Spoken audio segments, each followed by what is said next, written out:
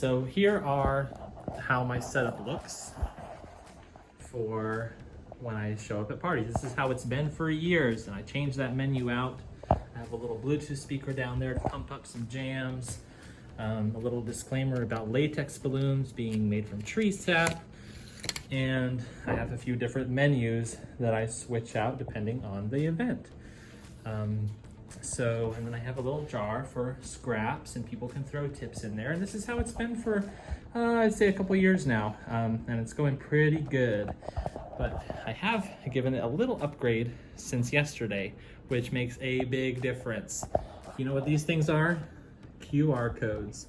They came around in the mid 2010s, around 2015, 2016, but there was not much traction. When COVID hit, however, you might have seen these guys popping up all over. Put your phone up next to it, scan in to pay for PayPal, to pay for Venmo, to give a tip, to give a donation. And today I was at a fundraiser for a local nonprofit, and people gave donations it was a company, it was called Allie's Wish, and shout out to Allie's Wish, doing good work in the community. And every donation that people gave on here, I forwarded to Allie's Wish at the end of the day to help cover for some of the balloon costs of me being there. So yeah, these things are great.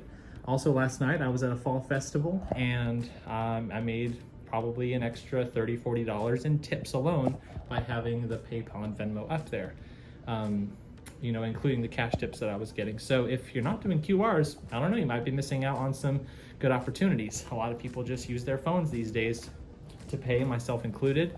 I don't really carry cash anymore, except unless it's the cash people have given me in my tip jar. So yeah, I'll show you how to set up a QR. Here goes. Okay, let's make a QR code sign. Let's start with a payment app. I'm going to choose Venmo, since that seems to be the most popular in my area. All right, I'll show you how to get to this page. In the bottom left, there's a little QR symbol, and I'll tap on that. It will pull up my QR code, and then in the bottom right, I can hit the share button. I'm going to save that image to my camera roll, and I'll go over to Canva to do my designing. Canva is a free app that lets you design all kinds of cool stuff, so I'll hit the plus button on the bottom. And for my purposes, I use the resume option usually. It's 8.5 by 11 inches, which is the standard paper size that you get in your regular home office printer. And I don't need a template, so I'm just going to swipe down.